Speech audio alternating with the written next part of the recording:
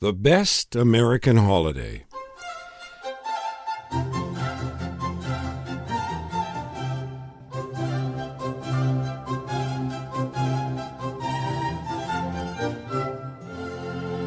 If I'm looking a little bloated and sluggish today, it is because it was Thanksgiving here on Thursday and I haven't quite recovered yet.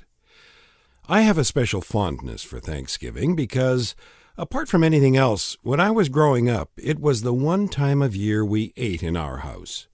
All the other days of the year, we just kind of put food into our mouths. My mother was not a great cook, you see. Now, please don't misunderstand me. My mother is a kindly, cheerful, saintly soul, and when she dies, she will go straight to heaven.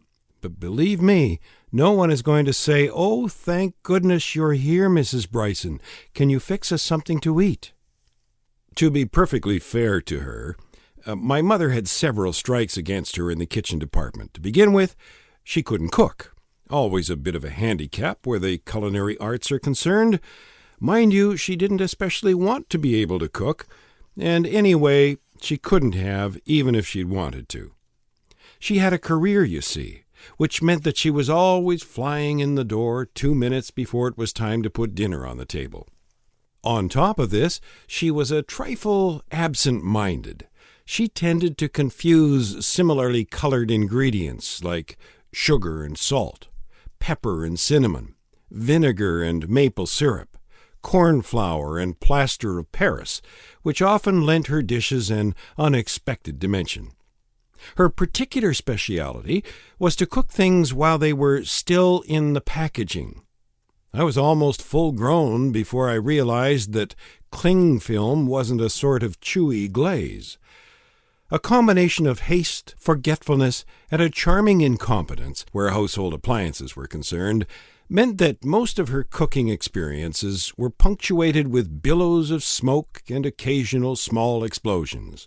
In our house, as a rule of thumb, it was time to eat when the firemen departed. Strangely, all this suited my father. My father had what you might call rudimentary tastes in food. His palate really only responded to 3 flavors: salt, ketchup, and burnt. His idea of an outstanding meal was a plate that contained something brown and unidentifiable, something green and unidentifiable, and something charred.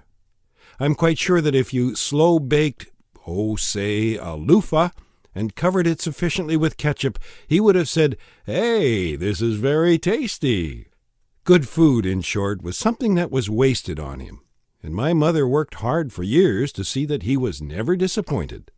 But on Thanksgiving, by some kind of miracle, she pulled out all the stops and outdid herself. She would call us to the table, and there we would find awaiting our unaccustomed delectation a sumptuous spread of food, an enormous and glistening turkey, baskets of cornbread and warm rolls, vegetables that you could actually recognize, a tureen of cranberry sauce, a bowl of exquisitely fluffed mashed potatoes, a salver of plump sausages, and much else.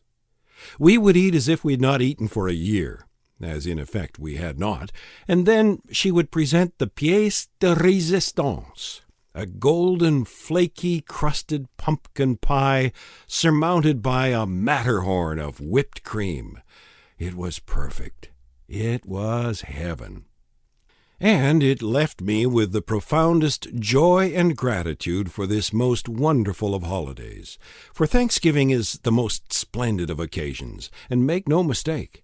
Most Americans, I believe, think that Thanksgiving has always been held on the last Thursday of November, and that it has been going on forever, or at least as near forever as anything gets in America.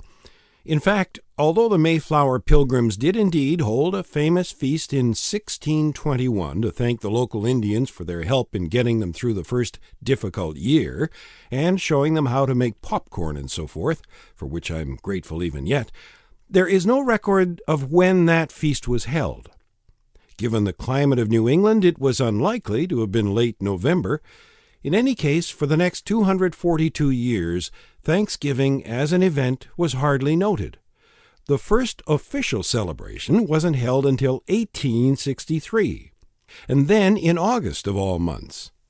The next year, President Abraham Lincoln moved it arbitrarily to the last Thursday in November.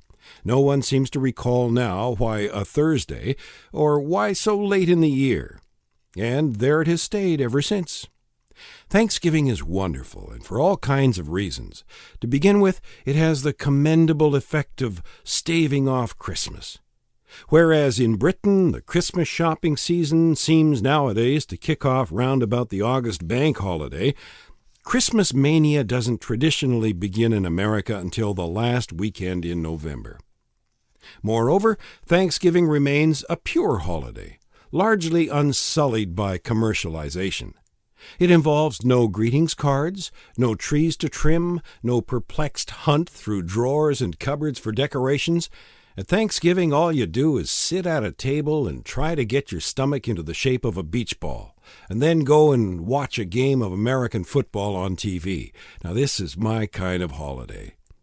But perhaps the nicest, and certainly the noblest aspect of Thanksgiving is that it gives you a formal, official occasion to give thanks for all those things for which you should be grateful. Speaking personally, I have a great deal to be thankful for. I have a wife and children I'm crazy about. I have my health and retain full command of most of my faculties, albeit not always simultaneously. I live in a time of peace and prosperity. Ronald Reagan will never be president again. These are all things for which I am grateful, and I am pleased to let the record show it. The only downside is that the passage of Thanksgiving marks the inescapable onset of Christmas. Any day now, any moment, my dear wife will appear beside me and announce that the time has come to shift my distended stomach and get out the festive decorations. This is a dread moment for me, and with good reason, since it involves physical exertion, wobbly ladders, live electricity, wriggling ascents through a loft hatch, and the collaborative direction of said dear missus, all things with the power to do me a serious and permanent injury. I have a terrible feeling that today may be that day. Still, it hasn't happened yet, and for that, of course, I give my sincerest thanks of all.